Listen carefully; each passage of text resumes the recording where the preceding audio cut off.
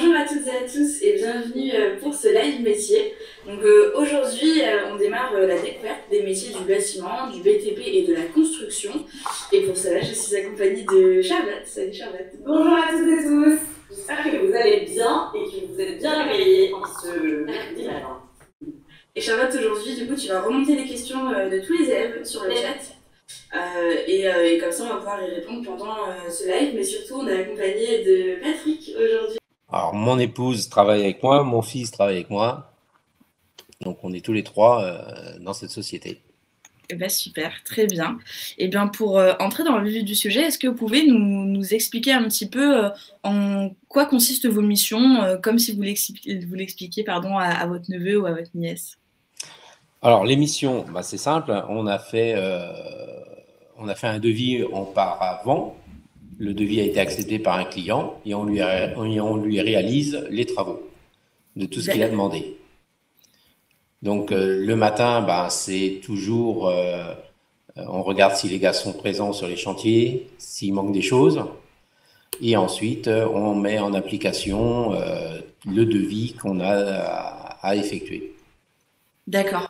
Donc, vos clients, ce sont des particuliers ou des professionnels? Particuliers ou professionnels, parce qu'on travaille aussi maintenant pour Citroën, Ducati, Volvo, on travaille pour des marques de voitures et on fait des concessions. D'accord, super. Donc, j'ai l'impression que c'est une entreprise quand même qui fait beaucoup de choses différentes, enfin, qui est plutôt polyvalente. Ouais. Ouais.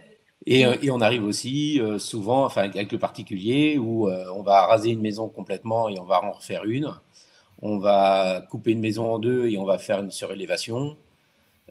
D'une grange, on va la transformer. Si vous regardez notre site internet, on a transformé une grange en habitation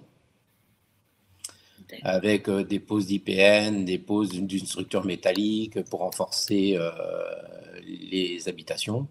Il nous arrive aussi fréquemment d'ouvrir des murs porteurs, c'est-à-dire des gros murs de maison pour faire des agrandissements à l'intérieur des séjours, par exemple, ou des cuisines ouvertes, où là, ça présente des structures où il faut mettre la maison en sécurité, etc. Donc là, on a le maçon qui vient, qui pose beaucoup d'IPN, qui met tout ça en marche et on casse d'une certaine façon, parce qu'on ne casse pas n'importe comment. On démolit pas n'importe comment. D'accord, donc vous agissez en fait déjà dans la construction, mais aussi la rénovation, l'agrandissement des surfaces. Tout à fait. D'accord, très bien. Et en troisième point, vous avez aussi indiqué que vous faites du suivi de chantier. Alors oui, moi je suis tous les chantiers par contre, oui. D'accord. On fait tout ce qui est un peu plus qu'un artisan, puisqu'on est capable de calculer les portées pour une maison, de calculer nos surfaces d'IPN, etc., nos longueurs et ce qu'il faut mettre en diamètre pour que la maison soit en sécurité. D'accord, très bien. Donc ça, c'est à peu près, disons, les trois grandes familles de missions que vous faites au quotidien. Plus la rénovation de salle de bain, de cuisine, où je les dessine, parce que je dessine aussi tous mes projets. Ah oui. Comme un architecte. Tous les projets, et pas comme un architecte, parce que j'ai pas la notion architecte. Ouais.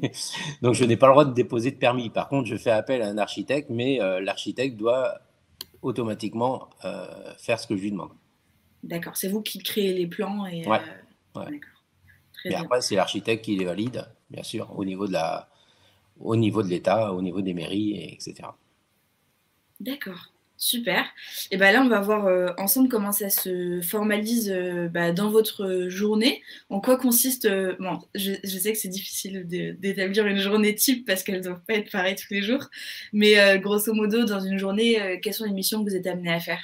Alors, l'avantage de notre métier, justement, c'est que le matin, on ne sait jamais ce qu'on fait. Ou si on a quelque chose de bien précis, en règle générale, on ne le fait pas. D'accord. Puisqu'il y a toujours des aventures tous les matins. Et comme on change souvent de clients, il faut toujours du matériel adapté à chaque chantier. Donc, chaque matin n'est pas le même. C'est l'avantage de ce métier où on va toujours bouger. Et il suffit qu'une une équipe a besoin du matériel spécifique, hop, on passe sur un autre chantier. Donc notre journée est toujours en mouvement. Oui. Plus un dépannage qui va tomber dedans, où il va falloir faire une urgence. Donc notre journée est toujours rythmée et notre vie est rythmée par des changements en permanence. Oui, c'est pas fixe du tout en fait. C'est jamais fixe. Et là-dessus, j'ai une petite question. Je me permets du coup, pour comprendre un petit peu comment s'organisent vos journées en termes d'horaire aussi, il y a Ludo qui se demande à quelle heure vous commencez en général le matin. Alors moi, je commence à 7h30 et je termine vers 20h30, 21h. Ah oui, dis donc, ce sont de grosses journées. Ouais. 6 jours sur 7. Ah oui, en plus. Ok, d'accord, travaille très aussi bien. le samedi. Et donc, quand vous arrivez le matin, c'est quoi la première chose que vous faites? Le matin, j'appelle les gars et ensuite, après, hop, je pars sur les fournisseurs. Ok, donc vous appelez vos employés pour savoir où ils sont, c'est ça? Oui. Ouais. D'accord. Je regarde qui est absent, qui n'est pas absent, ce qu'ils ont besoin. On essaye de faire le point la veille, mais ça change toujours. Si, c'est pareil. Donc, s'il manque du matériel ou quelque chose à vos employés, après, vous faites le lien avec les fournisseurs, c'est ça? Je fais les liens, je vais sur les chantiers et j'ai mon fils qui approvisionne pratiquement tous les chantiers maintenant, qui fait les achats. D'accord. Ah oui, d'accord. Très bien. Qui lui fait les achats et tout ce qui est partie électrique et plomberie en dépannage. Ah oui, quand même. D'accord. Ah oui, super. On parle tous. Eh ben oui, tout le monde travaille. Personne faire familiale. Voilà. Et justement, c'est pas difficile de travailler en famille, ou au contraire, ça resserre les liens? Non. Quelques frictions. C'est normal, bah oui. Non, mais c'est bien. Mais voilà, après, les vacances, c'est les vacances, le travail, c'est le travail. Mais c'est vrai que le midi, on déjeune toujours à la maison, pratiquement souvent, donc on parle que du travail. Ouais. Mais voilà. Mais ça resserre quand même les liens derrière, j'imagine. C'est sympa. Et une fois du coup que vous avez recueilli les besoins de vos employés, vous avez fait le lien avec les fournisseurs, etc. En général, l'après-midi, vous vous rendez directement sur les chantiers. Et qu'est-ce que vous faites quand vous vous rendez sur les chantiers? Vous regardez si c'est bien fait? Ah, je regarde tous les défauts, oui. Ah. Non, je regarde les défauts. S'ils ont besoin de moi, je travaille. Je les aide automatiquement, oui. Ah oui. Quand même. Donc en fait, vous contrôlez, mais en fait, vous mettez la main à la pâte aussi. Oui, tout à fait. Ouais. Ok, très bien. Et tout ce qui est un petit peu pointu ou quoi que ce soit, où ils ont besoin de moi, où on doit mettre un chantier en sécurité, une pause d'IPN, je suis obligé d'être là. S'il n'y a pas la sécurité qui va, s'ils ont oublié de la sécurité, on est obligé d'être présent. Enfin, sur des choses classiques, on leur fait confiance. Mais sur des trucs où il y a besoin de main-d'œuvre, où il y a besoin une personne de plus, j'y vais. D'accord. Donc quand vous parlez de sécurité, c'est qu'en fait sur des chantiers, c'est des normes de sécurité à respecter? Ah oui, bien sûr.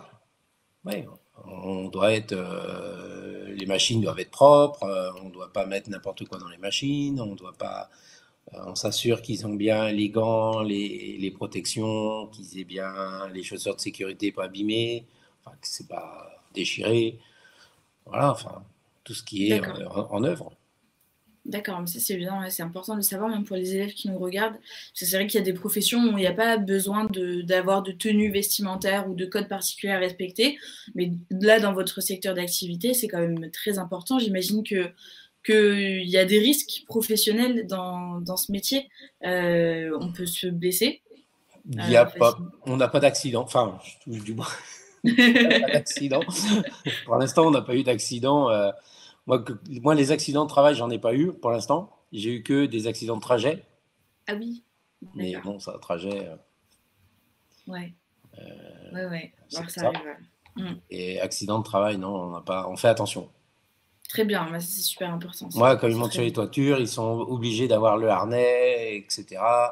Mais de toute façon, ça met en confiance. Mais de toute façon, ça fait partie de leur formation et ça fait partie des CAP que l'on peut proposer ou des BP, etc. Parce qu'à partir du moment où on a un diplôme, on doit être capable de se mettre en sécurité et de réaliser une tâche. D'accord, très bien. Donc, c'est non seulement. C'est pour ça que ça sert, les diplômes. Hein. Voilà, effectivement. Donc, en fait, cette notion de sécurité, on l'apprend aussi à l'école. Bien sûr. Et on doit la mettre en pratique sur les chantiers. Oui, évidemment. Bah, très bien. Et justement, est-ce que vous avez l'habitude d'embaucher des stagiaires ou des personnes en alternance dans votre entreprise? Oui, j'en ai un là, oui. Un alternant ou un stagiaire? Non, un stagiaire. D'accord. Prépa, CAP, peintre. D'accord, très bien. Ok, super. Bon, ça, c'est bon à savoir. S'il y en a des jeunes motivés. Super. Bienvenue. Et ça va, il y a du boulot à faire pour les stagiaires, ils sont pas là à regarder non. simplement. Ah, moi je prends pas un stagiaire pour faire du balayage. Hein. Non, non. Quand je suis là, il a intérêt de profiter de ma présence parce que moi je peux lui amener comme un prof des gestes parce que je connais quand même un petit peu dans le bâtiment au bout de quelques années quand même. Ouais. Et puis vu mon passé. Je connais bien. Donc, je peux lui amener beaucoup de gestes, beaucoup de formations qu'un employé ne va peut-être pas lui amener. Moi, ça va être un peu plus structuré. Très bien, voilà. Bah, super. Bah, c'est bon à savoir parce qu'en effet, parfois, quand on cherche un stage, on se dit... on se demande, on appréhende quand on n'a jamais fait de stage, et c'est le cas de pas mal d'élèves, même peut-être qui nous regardent, et de savoir que le tuteur ou la tutrice qu'on aura... sera là pour nous aider et nous apprendre réellement des choses, je pense que ça fait plaisir à entendre. Les stages troisième, c'est un petit peu ça. Oui. Les stages découvertes, c'est vachement bien. Parce que c'est peut-être pas assez long, mais c'est bien de les avoir déjà en troisième. Et plus ils viennent tôt dans le bâtiment, plus ils réussissent. Et comme le bâtiment est quand même porteur et les salaires sont pas mauvais non plus dans le bâtiment, hein, parce que les salaires sont très bons aujourd'hui. Hein, et on gagne très très bien notre vie en tant que chef d'entreprise. En plus, ouais. Et vous, d'ailleurs, j'ai juste une question par rapport à votre statut de chef d'entreprise. On peut même enchaîner d'ailleurs sur peut-être la suite. Est-ce que c'est toujours ce que vous avez voulu faire, créer une entreprise? Alors, pas du tout. Ah. Alors, j'étais avant mécanicien monteur, tourneur fraiseur. D'accord. Est-ce que vous pouvez nous dire en quelques mots en quoi ça consiste ce métier-là? Alors, tourneur fraiseur, on fait des pièces. On fabrique des pièces pour des machines. J'étais en Bretagne, donc on fabriquait des machines.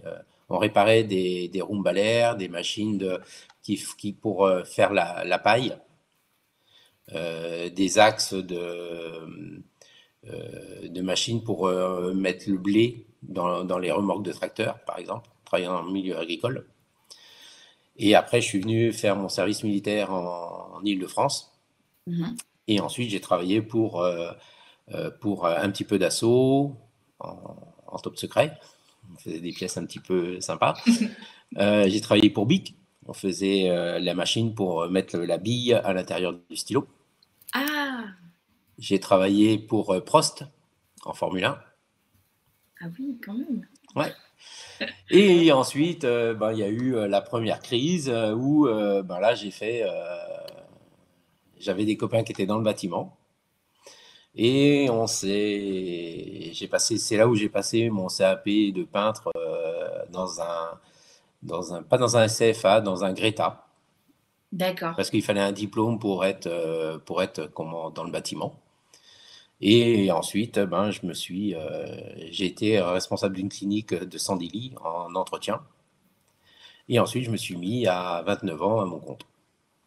D'accord, très bien. Voilà. Donc, là, si on retrace un petit peu, finalement, vous avez 3 CAP et un BEP, c'est ça? Ouais. Eh ben, c'est énorme. C'est un peu un bac plus 4. C'est 4 ans. On peut dire ça. Non, mais c'est énorme. Donc, le CAP entretien, c'était un CAP qui apprend à faire quoi? Alors, tout ce qui est soudure. Donc, maintenant, ça me sert. Parce que pour poser des IPN, etc., là, j'ai fabriqué un escalier. Je vais en fabriquer un deuxième, là, pour m'amuser. Oui. Ah, c'est marrant. Il faut bien s'amuser un petit peu. Chacun de ses activités, hein. Il y en a pour s'amuser qui sortent avec leurs amis et vous fabriquez des escaliers. Ouais, quand j'ai le temps, je m'amuse, ouais. Et après, du coup, fraiseur, donc vous l'avez déjà expliqué. Le BEP mécanicien tourneur fraiseur, c'est la suite en fait du CAP. Ouais, tout à fait. Et le CAP peintre, donc le CAP, le BEP tourneur fraiseur, c'était l'ancien BEP où après, il y a eu le numérique qui est arrivé et les diplômes comme moi ont été recalés finalement parce que le numérique a repris la place. Et c'est là où j'ai changé de voie. D'accord. Mais j'aurais très bien pu continuer à faire des stages d'informatique, etc., pour créer des pièces. Mais après, il n'y avait plus aucun intérêt parce qu'on appuie sur la machine. Une fois que le programmateur a fait son programme, parce que maintenant, c'est comme ça que ça se fait, il y a un bureau d'études qui fabrique le programme. On vient mettre la petite disquette dans la machine et la machine exécute ce que le programmateur a fait. Donc après, on devient simplement poseur de pièces et on appuie sur le bouton et on s'en va. D'accord. Donc vous, à l'époque où vous intéressant par rapport à ce qu'on faisait avant.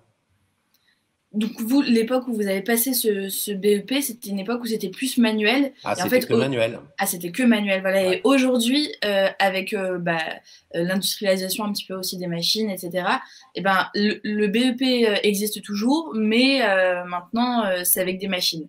C'est avec des machines. D'accord. À votre grand désespoir. Ah non, parce que je ne regrette pas. Mais non, mais c'est bien. De toute façon, toutes les expériences, tous les BEP donnent une base théorique. Donc, une fois qu'on a la base théorique pour faire un métier, on a la base théorique pour faire l'autre métier pareil. La base est toujours la même.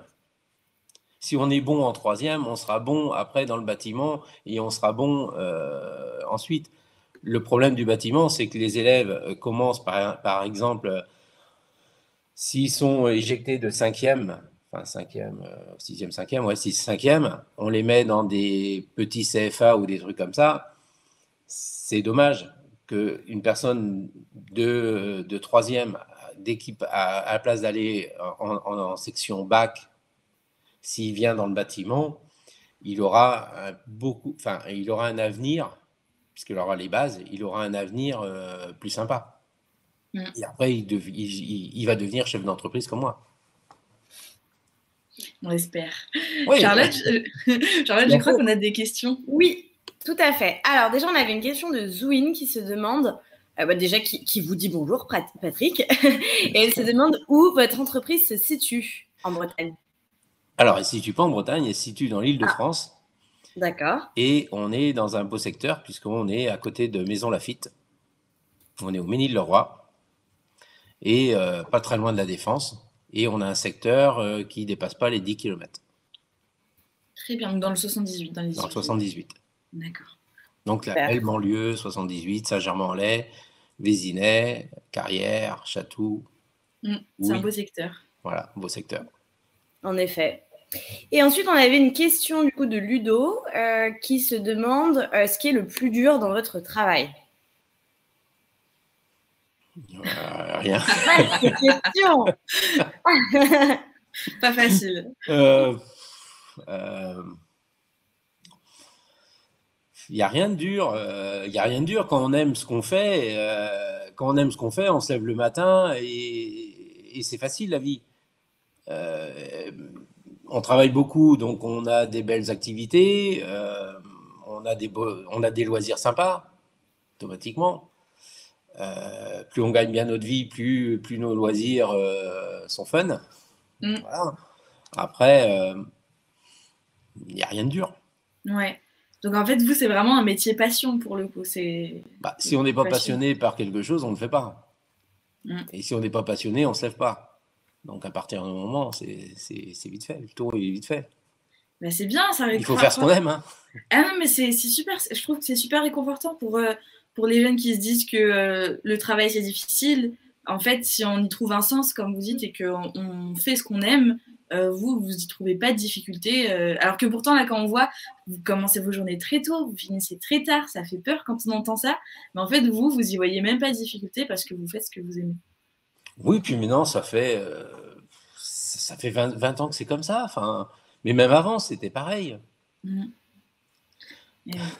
Avant, c'était toujours pareil. On allait travailler et le soir, on travaillait à côté. On est habitué à travailler sur 48, 50 heures. Moi, maintenant, je fais 80 heures par semaine. C'est rien. C'est une habitude. C'est une habitude, en effet. Et vos employés aussi travaillent autant ou c'est parce que vous êtes chef d'entreprise? Mes employés travaillent 48 heures. D'accord. Beaucoup moins, mais vous êtes là presque tout le temps. Très bien. Et à l'inverse, si je peux me permettre aussi, est-ce qu'il y a une partie de votre travail que vous préférez? Qu'est-ce que vous préférez, par exemple, quand vous vous rendez sur les chantiers, quand vous construisez des choses? Quand le client me laisse faire ce que je veux, ça c'est top. Puisque le chantier, on fait vraiment ce qu'on aime. Et là, comme on a carte blanche, en règle générale, c'est bien. Et ça, c'est avec l'expérience, les clients, quand on a déjà travaillé pour eux, ils savent que le travail va être bien fait. Donc, ils nous laissent un peu faire ce qu'on veut. Au niveau des couleurs, je les conseille, puisque je suis décorateur d'intérieur, en plus. En plus, il va nous sortir un métier de sa poche à chaque fois, là. Non, mais j'aime bien la décoration. Bon, après, il faut se mettre toujours à la page. Il faut toujours aller regarder des magazines, regarder ce qui se passe ailleurs, ne pas dépasser les 3 couleurs. Donc tout ça, c'est de la base de la décoration. On est obligé d'être à la pointe. Si on n'est pas à la pointe, si on regarde pas les nouveaux matériaux, c'est pas comme ça que ça fonctionne. Moi, des maisons RT 2012, ça m'intéresse pas de les faire. C'est des maisons qui ont déjà 30 ans. C'est quoi des maisons RT 2012? C'est la norme française aujourd'hui, on doit faire des maisons RT 2012. Mais il y a déjà 8 ans avant 2012, ça faisait déjà 8 ans qu'on les faisait. Donc 8 ans plus, là on est en 2021, on fait encore de la RT 2012, mais elle est dépassée depuis longtemps. Moi, aujourd'hui, je fais des maisons passives avec des nouvelles briques, avec des nouvelles. Je suis formateur de nouvelles formations de briques et de poses, où on va poser avec des dry fix. Dry fix, c'est un produit chimique, et on pose la maison en chimique. D'accord. Donc, pas de bruit, pas de. Les matériaux moins lourds, beaucoup plus isolants, aucun bruit sur le chantier, aucune bétonneuse.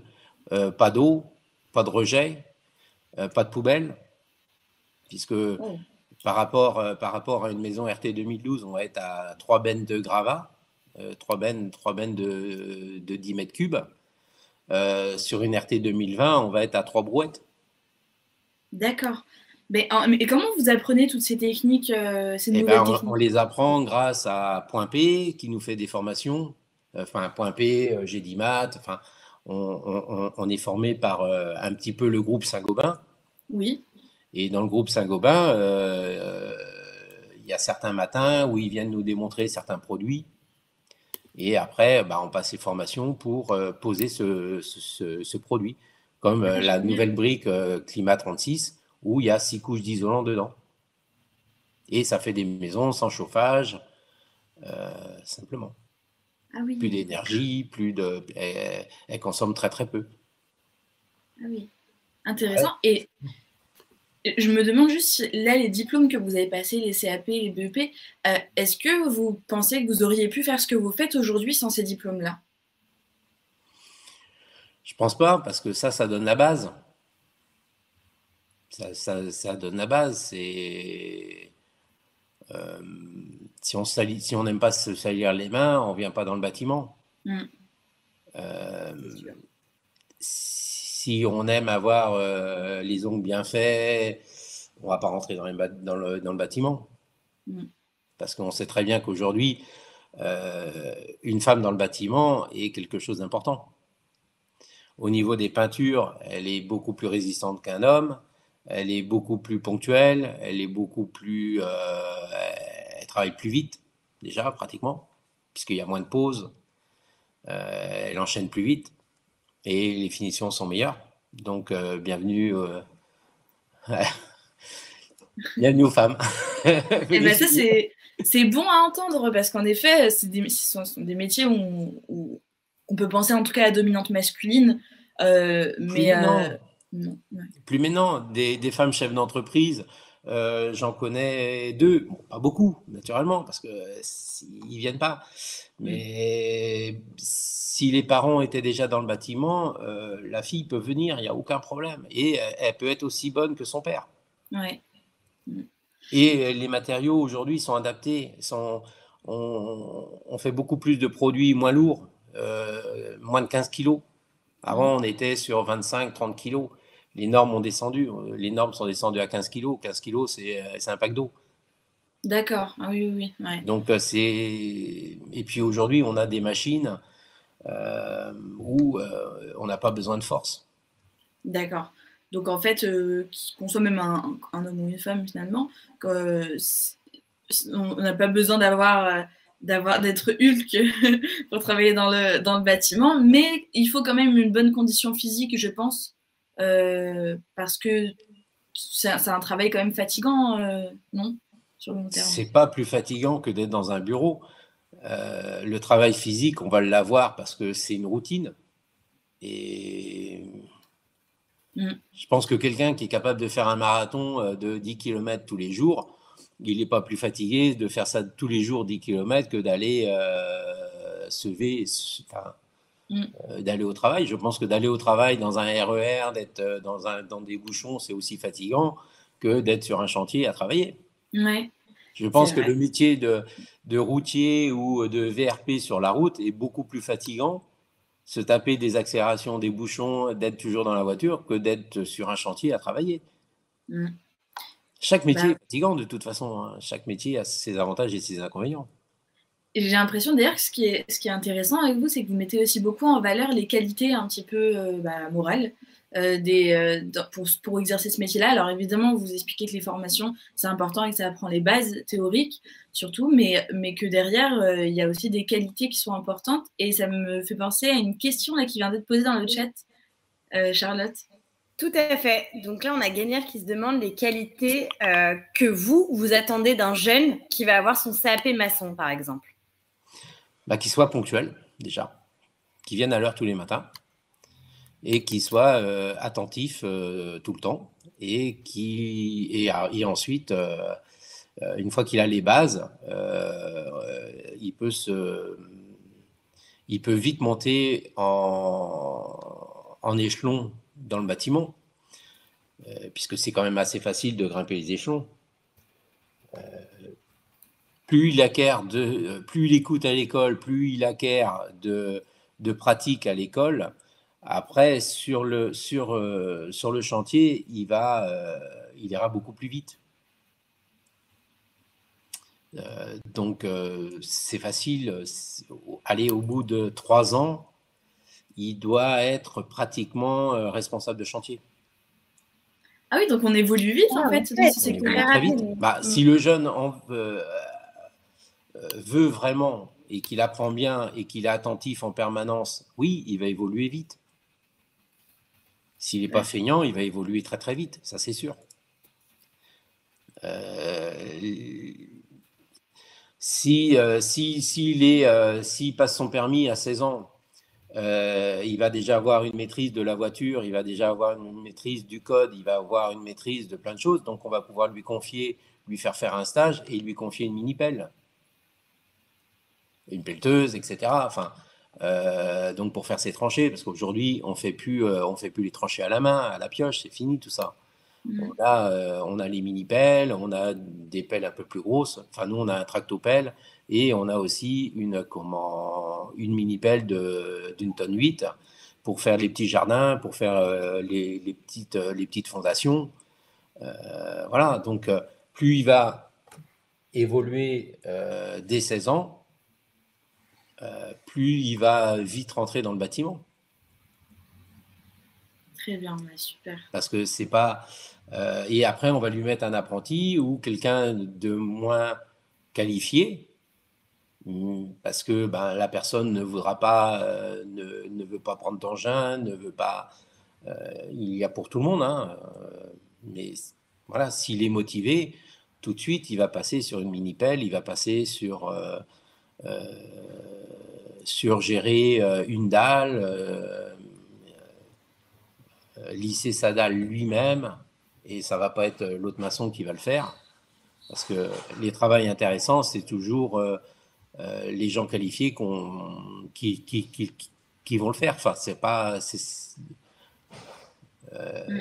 les personnes non qualifiées vont amener le ciment, vont faire le ciment, vont charger la bétonneuse.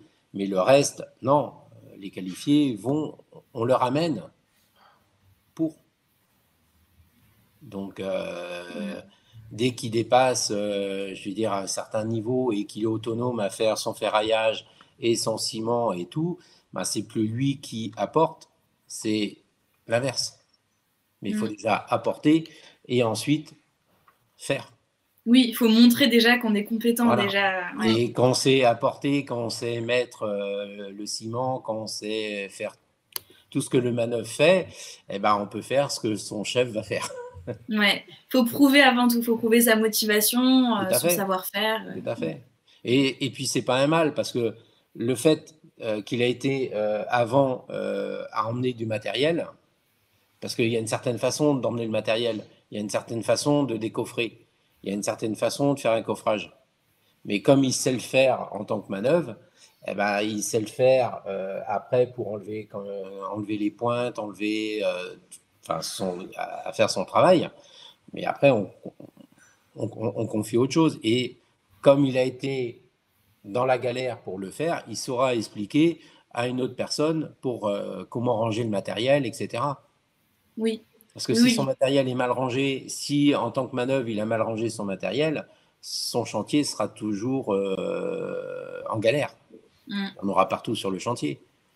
Donc le fait de passer en première étape à faire les choses ingrates, on va dire, entre guillemets, après, ça va beaucoup plus c'est beaucoup plus facile après de donner les ordres et de savoir où ça se passe. Ah oui, il peut plus facilement se mettre à la place de la personne qui amène et pas lui reprocher des choses parce qu'il l'a déjà fait et il sait comment on fait. Plus légitime. Bah, il y a une époque pour tout, hein. On n'est pas directeur de banque tout de suite. Voilà, c'est pareil. Enfin... Ouais, effectivement, c'est pareil. Charlotte, est-ce qu'on a d'autres questions Oui, alors on avait une question de Zouine qui se demandait déjà si c'était potentiellement tabou, donc à vous de voir si vous pouvez nous donner une fourchette de salaire en tant que chef d'entreprise pour pouvoir comparer aussi avec vos débuts, donc savoir un petit peu l'évolution salariale que votre parcours professionnel a rencontré. Alors le salaire, il va de grande fourchette. Allez, il est entre 6 et 15 000 par mois. D'accord. Et dans vos débuts, quand vous avez commencé dans ce secteur-là, quand vous étiez salarié plutôt salarié, on est à entre 1005 et 2. D'accord, en effet. En effet, c'est une belle évolution. Ensuite, on passe, on se fait, je vais calculer.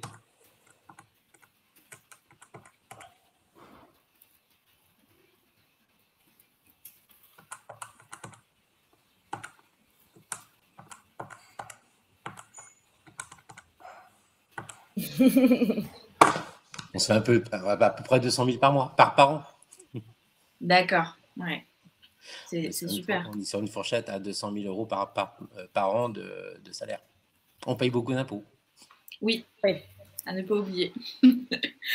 Mais ok, très bien. Mais en effet, c'est une belle évolution par rapport à avant. Et peut-être que ça donnera envie à certains et certaines de se lancer. Mais n'oubliez pas ce que Patrick nous dit depuis tout à l'heure. Quand même, il y a des choses quand même à savoir avant de se lancer. Il faut être motivé. Oui, puis pour avoir ce salaire, on fait quand même 80 heures par semaine. Hein. C'est pas non plus les salaires sont bons, mais on laisse, on laisse beaucoup d'heures aussi. On n'est pas à 35 heures. Moi, 35 heures, c'est vite fait. Hein. En 2 jours, ils sont faits. Hein. Non, mais en effet, c'est un sacrifice. Mais c'est pas un sacrifice. Il faut pas dire que c'est un sacrifice parce que quand on part en vacances, on ne prend pas les mêmes vacances que tout le monde non plus. Oui. Moi, j'ai des loisirs quand même très sympas. Oui, non, mais en effet, mais c'est juste qu'il faut s'asseoir peut-être sur certains éléments confortables, par exemple le nombre d'heures par semaine. Mais en effet, comme vous dites, derrière, vous préférez finalement vous asseoir sur ces heures de travail, mais derrière avoir un confort de vacances, de loisirs à côté, qui pour vous, en fait, valent 1000 fois travailler beaucoup dans la semaine. Au moins, on sait pourquoi on travaille. Ouais. Quand on part plonger, quand on va voir des requins, quand on va voir des baleines, on sait pourquoi on va. Super. Il y a un but dans la vie. En effet. Super. Et bien là, on va peut-être pouvoir voir un petit peu des images de votre métier, si vous pouvez nous expliquer un petit peu. Là, alors, on vous voit. Dites-nous, parce que je vais dire des bêtises. Qu'est-ce que vous faites sur cette image? Alors ça, c'était quand on a fait la vidéo avec les pages jaunes. Oui. Parce que ça aussi, la réussite de ce métier fait que si on n'a pas de publicité, il faut savoir dépenser pour gagner de l'argent. Si on ne dépense pas en publicité, on n'est pas connu, donc automatiquement, notre métier va rester à l'arrêt. Donc, il faut avoir des bonnes pages jaunes, enfin pages jaunes ou autres aujourd'hui sur Internet. Enfin, là, vous avez un site. Un bon support pub avec un site. Donc là, c'était quand on a fait la vidéo, parce que sur notre page publicitaire, on a une vidéo en ligne. Là, on coupait des plans de travail et on faisait une cuisine. Et après, il doit y avoir une autre photo avec la Mécalac. J'avais une 12 tonnes avant. Ouais, j'avais cette 12 tonnes là avant pour faire un chantier assez sympa. Puisqu'on avait fait dans une grange et dans une cave voûtée, j'avais creusé avec cette grosse machine jusqu'à 8 mètres de profondeur pour faire un puits de lumière. Un puits de lumière? Ouais. C'est quoi? Un puits de lumière, on fait un gros trou, on bétonne tout autour et ça donne de la lumière. Ça donnait de la lumière, enfin ça donne toujours, ça donne de la lumière sous la cave. Ah oui, d'accord. À l'intérieur de la cave. On a apporté de la lumière dans la cave voûtée. D'accord. Et on avait incorporé des lampes et tout dans le sol. Ça fait une ambiance très sympa. Et dans l'IPN, on avait mis une rangée de LED qui change de couleur et tout. Enfin, ah oui. Ça fait une atmosphère le soir, soit rouge, soit verte, avec les petites lumières derrière le canapé qui viennent éclairer la pierre. Et l'apport de lumière avec la petite cour. Très sympa, ça. Très récent en plus, en fait. C'est des trucs un peu à la mode. C'est pas... Ouais. Et en bas à gauche, on voit aussi alors, je sais pas comment on appelle, mais un éventail avec des couleurs. Ça aussi, vous l'utilisez au quotidien? Alors ça, ouais, ça j'utilise. J'utilise beaucoup aussi le site Far & Ball. C'est des couleurs. Et sur le site, les clients peuvent choisir 3 couleurs. Et à partir du moment où ils en ont choisi une, ils ont les correspondances à côté. Il y a beaucoup de sites comme ça qui marchent bien. Et ça, il faut le présenter aux clients. Seekens, c'est pareil. On a une application Seekens où on prend la photo de la pièce. Et à l'intérieur, avec le client, on peut lui mettre sa pièce en bleu, en jaune, en vert, dans toutes les couleurs qu'on veut. Et pareil, avec 3 couleurs différentes dans chaque mur, ou un apport de papier, ou un apport de stickers, etc. D'accord, ok, très bien. Donc en fait, là, c'est pour voir si les couleurs vont ensemble. Là, regardez, sur ce bureau ici, là, j'ai un sticker. Ah oui. Donc vous avez toujours à côté. Ouais. Ça, c'est une peinture qu'on a faite nous, et mon épouse a habillé avec un sticker sur Paris. Ça a mis des murs, enfin, c'est... Ouais. Voilà. Ok, super, génial. Très bien. Et à droite, la photo, alors j'ai du mal à comprendre ce que c'est. À droite. Ah, là, Oui. ça, c'était dans justement, c'était sur ce chantier-là aussi où on a fait, enfin, où il y avait la cave voûtée et on a fait tout le sol avec un chauffage chauffant sous le sol. D'accord. Ah oui. Ah, On a posé le chauffage. chauffage aussi en dessous, ouais. Ok, super.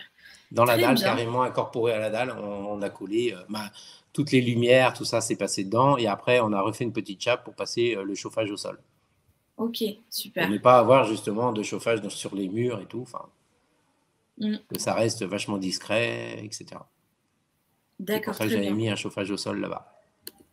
D'accord. Donc vous, en fait, C'est vous... ça les conseils, hein. Ouais. C'est de ne pas mettre de chauffage, enfin mettre un chauffage au sol quand on ne veut pas avoir le chauffage, mettre des lumières quand on veut les incorporer, mettre des peintures de cette couleur parce qu'on sait que ça va bien rendre, de prendre le logiciel qui va bien avec le client pour lui montrer ce que ça va rendre après au niveau de ses murs.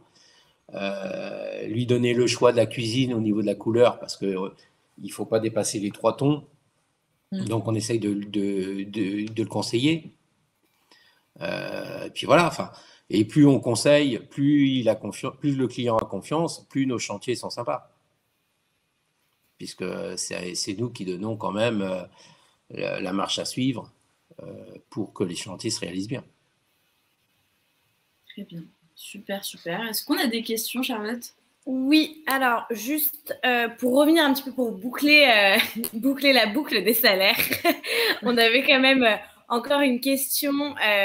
Alors, c'est toujours Zwin qui se demandait en alternance, combien est-ce qu'on touche et combien d'heures on travaille? Parce que j'imagine qu'en alternance, on ne travaille pas 80 heures. Alors, en alternance, on est à 35 heures, plus si la personne le veut, des heures supplémentaires.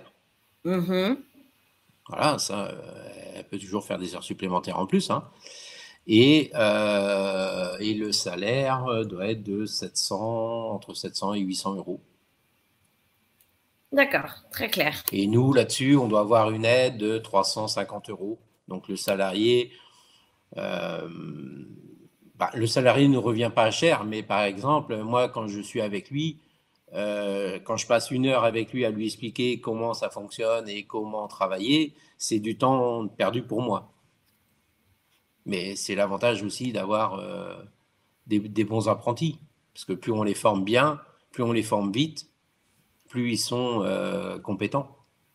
Bien sûr, c'est un temps de formation qui est nécessaire, donc qui est en fait, Bien qui est, je pense, quand même utile pour l'entreprise et le chef d'entreprise, puisque si la personne est, comme vous dites, très bien formée, ok, on prend du temps, mais c'est du temps qui est utile pour l'efficacité et l'apprentissage de l'apprenti.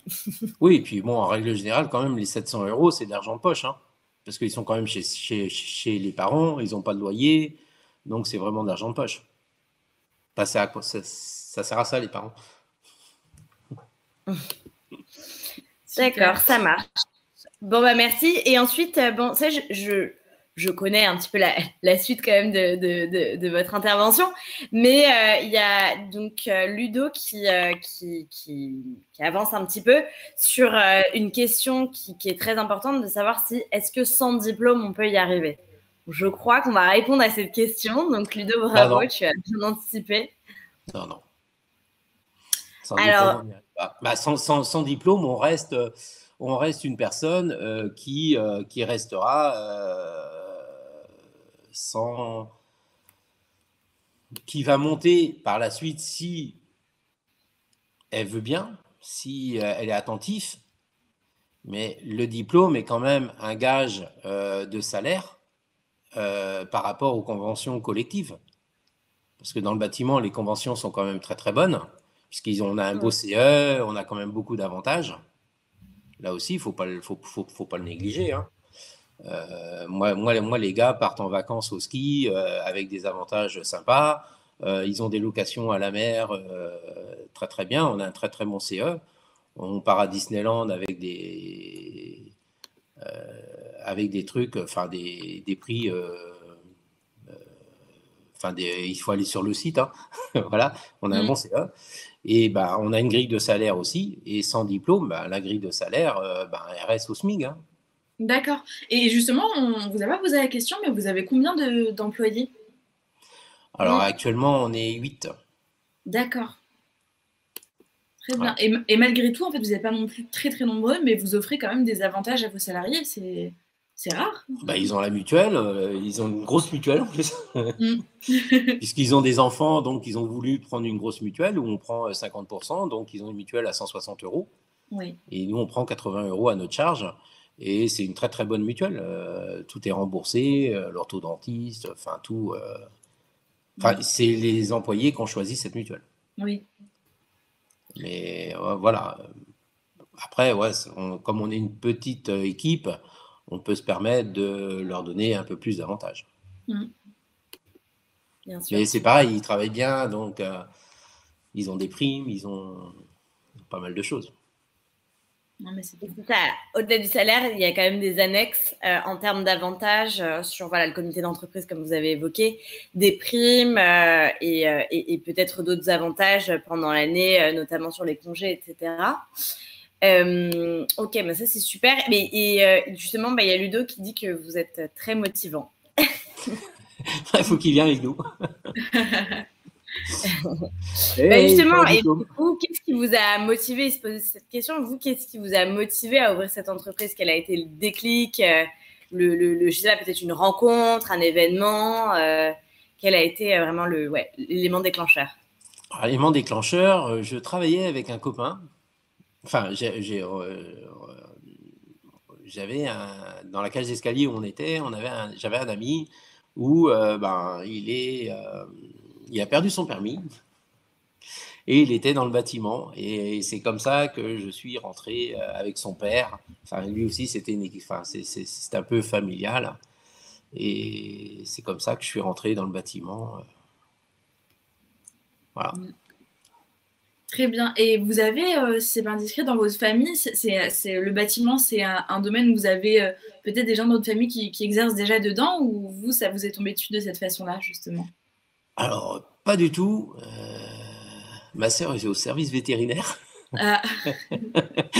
en Bretagne. Mon frère est un très très gros camion où il fait dans le BTP.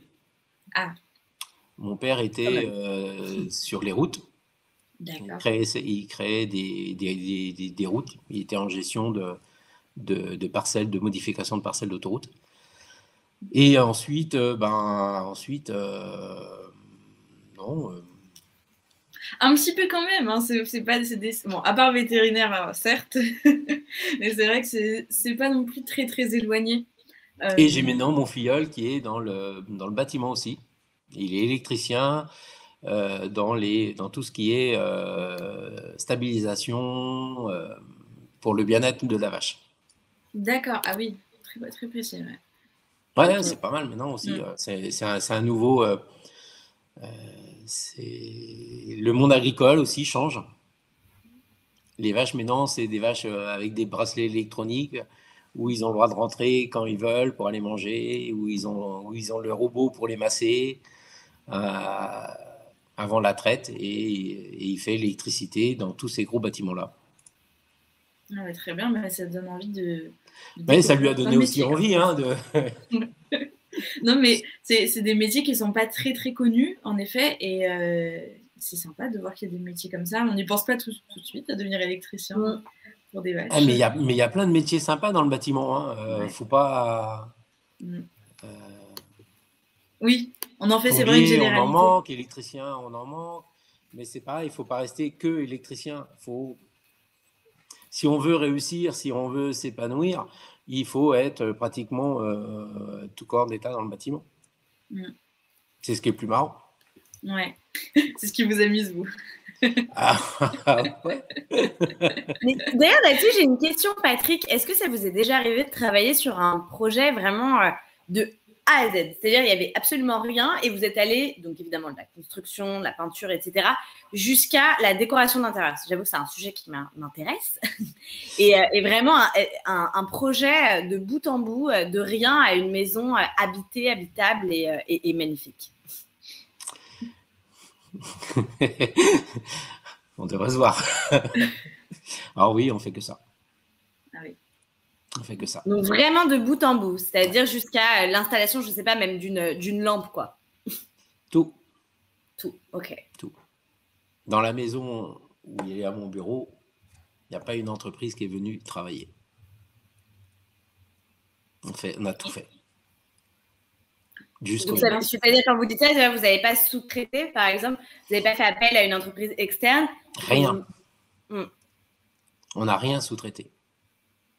Et ça, c'est rare, en plus, j'ai l'impression, quand même. Ouais. C'est ce qui fait un peu votre force, peut-être, pour votre entreprise. C'est moi qui l'ai creusé, cette maison, avec la grosse machine que vous voyez là. Je me suis bien amusé aussi. On va passer des soirées ensemble. Ouais, on a pris un terrain en pente et on a fabriqué une maison très sympa. Très sympa. C'est moi qui l'ai dessinée et qui l'ai construite. Avec des matériaux extraordinaires. Toute la plomberie est en silence, comme les hôtels 5 étoiles. On a poussé le bouchon très très loin. Génial. Super. Et ben... Mais on fait que des projets comme ça, c'est ce qui nous intéresse. Oui. Sinon, le reste... Mais on fait aussi en contrepartie d'autres... des appartements à rénover, parce qu'il faut bien travailler. Mais des chantiers qu'on voit de A à Z, c'est sympa. Oui, c'est là où vous apprenez le plus, vous savez déjà faire. Oh, on s'amuse le plus. Ouais, voilà, vous amusez plutôt. Ok, très bien. Ce qui est intéressant, c'est aussi sur la cohérence globale, parce que par exemple, je sais pas, avec le choix par exemple de la peinture que vous allez prendre pour un mur, pourrait, je sais pas, être cohérent avec le choix par exemple d'une plante ou d'une lampe. Enfin, vraiment, tout est lié, quoi. Il y a vraiment une cohérence globale dans le projet. Et j'imagine que c'est ça qui fait la force aussi de votre structure. Si on avait le temps, je vous ferais une vidéo, par exemple, de ce qu'on a construit là. Oui, le mur de façade, il y a les murs de soutien avec le ton-pierre, etc. Tout est coordonné. Tous les arbustes qu'on a mis sont coordonnés. On a planté un olivier sur la terrasse de 150 ans. On a un grenadier à 250 ans. On a fait vraiment tout ce qui va bien. Et puis, on a les machines pour planter des arbres de plus de 2 tonnes. Donc, oui, tout va bien. Enfin, tout est bien organisé, tout est carré, etc. Super. Charlotte va vous mettre le lien de votre site quand même. S'il y a des jeunes qui veulent aller voir, n'hésitez pas, parce que vous avez mis pas mal d'images, de photos, c'est la vidéo du coup.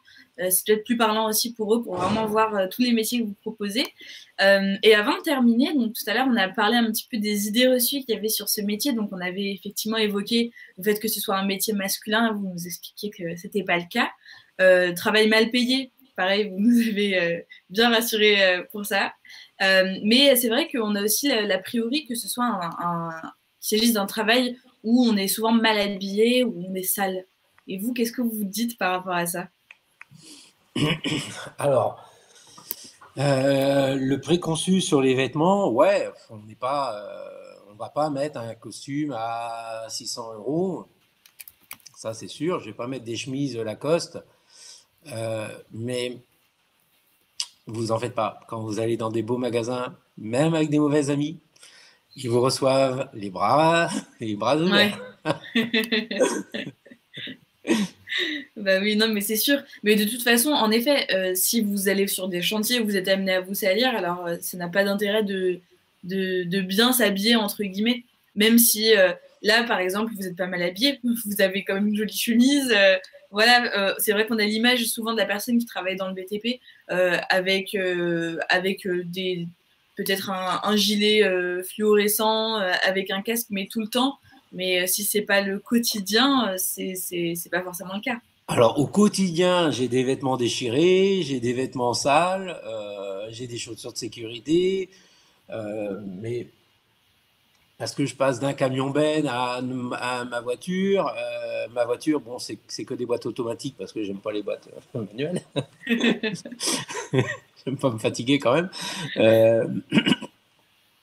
C'est pareil, c'est l'image de la société. On a que des boîtes auto parce que passer appuyé sur l'embrayage, c'est fatigant toute la journée. Donc, on limite les efforts avec des bons véhicules, mais les chaussures, pareil, c'est des chaussures hyper souples. C'est des chaussures qui valent plus de 200 euros, complètement souples, qui font pas mal aux pieds. On a tout ce qu'il faut. On a des pantalons un peu élastiques. Mais c'est vrai qu'on est sale, on se tâche. Mais c'est pas parce qu'on se tâche et qu'on a des vêtements un peu déchirés, abîmés, ça fait partie de notre métier. Mais quand je suis, par exemple, chez DS, ça pose pas de problème. En fait, c'est juste la tenue de travail, c'est tout. On pourrait dire d'une autre entreprise, ils sont mal habillés, mais en fait, c'est leur uniforme, par exemple. Donc, en fait, on n'est pas là. Vous êtes bien habillé parce que vous êtes dans un bureau et c'est normal que vous n'allez pas arriver avec des chiffons sur vous. Le banquier, c'est la même chose. Il va pas vous recevoir avec une chemise déchirée, etc. Bon, nous, ça passe plus facilement puisque on est dans le bâtiment, puisqu'on se salit. On fait des efforts, on va craquer une chemise, on va se mettre un coup de cutter facilement, enfin on va l'abîmer. Donc on a des habits qui sont moins fragiles, mais chaque métier a ses vêtements adaptés. Oui. Et en revanche, sale, j'ai l'impression que non, parce que vous nettoyez quand même bien derrière les chantiers, vous laissez pas les choses sales, ça fait partie du métier. Oui, mais on se tâche facilement quand on porte une tine de peinture, on a de la peinture au niveau des mollets, mais c'est normal. Mais quand vous, c'est pas ça qui va empêcher justement. Je pense que les gens préfèrent voir, quand on arrive dans des gros halls comme chez Porsche ou quoi que ce soit, ça pose aucun problème que j'ai une tache dans le pantalon, hein, sur le pantalon. Hein. Ils vont quand même m'ouvrir la porte. Bah oui. Ouais. Voilà. Non, mais c'est clair. Ouais. Après, c'est vrai que c'est plus facile puisqu'on travaille aussi. On leur fait les peintures chez eux. Donc ils n'ont rien à dire. mais non. En tout cas, il y a un proverbe, l'habit ne fait pas le moine. Ouais. Non, mais c'est sûr. Et même le banquier, s'il me voit avec si j'arrive avec costume, cravate et il va peut-être pas aimer me voir avec un costume, cravate. Il préfère me voir comme je suis et que mon portefeuille va bien et puis en 22 ans, on n'a jamais eu un impayé en 22 ans, donc ça veut dire qu'on travaille bien, et le banquier n'a jamais eu en 22 ans, je pense, un truc négatif sur notre compte. Ouais. Voilà. Donc, le plus important, c'est pas l'image. Et puis, bon, c'est pas parce qu'on gagne beaucoup d'argent qu'il faut en dépenser beaucoup. Oui. Parce que c'est vrai qu'on travaille, les chantiers, c'est énorme, mais on a une enveloppe et les matériaux sont très chers. Les matériaux, les salaires et les charges patronales tous les 3 mois. Donc, c'est pas parce qu'on a un compte très élevé, il est très élevé à un moment, il descend très vite parce que les charges arrivent 3 mois après et ça va en dents de scie en permanence. Donc, il faut faire attention à notre dépense. On dépense que ce qu'on gagne et non l'inverse. Oui, vous répartissez bien les dépenses et en effet, le chiffre d'affaires ne va pas tout droit dans vos poches pour aller en vacances. Ah non. Voilà. Non, les chiffres d'affaires ne veut pas dire c'est le bénéfice. C'est une fois qu'on a fait une fois que et puis la réussite aussi, c'est ça, c'est de travailler avec un bon comptable. D'accord. Parce que le comptable donne quand même, si la société est bien gérée, la banque est bien gérée, tout se passe bien. Si arrivé à un moment où on n'a pas un bon comptable, il faut avoir une comptabilité saine pour réussir. La clé, c'est ça, c'est le bon comptable, la pub et être sérieux sur les chantiers et ne pas mentir aux clients. Aussi, des valeurs importantes à retenir. Ah, c'est les 4 valeurs, vraiment, si vous respectez ces 4 valeurs-là et d'avoir bien travaillé à l'école, vous ferez un bon chef d'entreprise. Et ben retenez ça, voilà du coup, retenez bien ça, ces conseils précieux, du coup, les jeunes qui nous regardaient. Eh bien, on va laisser la place maintenant au prochain atelier qui va être animé par nos collègues. En tout cas, merci beaucoup, Patrick, pour nous avoir présenté votre métier. C'était super intéressant. Je pense que les jeunes aussi sont tout aussi ravis. Eh ben, bonne journée à vous. Merci beaucoup, Patrick. Bonne journée, Patrick. Et merci à toutes et tous. À tout de suite pour notre prochain atelier. Merci, au revoir. Au revoir. Au revoir.